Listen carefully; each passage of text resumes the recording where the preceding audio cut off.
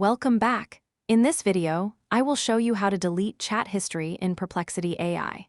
It's a quick and simple process that helps you keep your conversations organized and manage your chat history. So let's get started.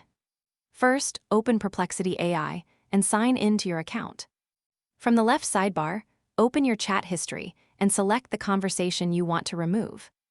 Next, click the three-dot menu next to the chat, or open the conversation and look for the Delete option. Click Delete, then confirm your choice. The selected conversation will be permanently removed from your chat history. If you want to delete more than one conversation, simply repeat the same steps for each chat.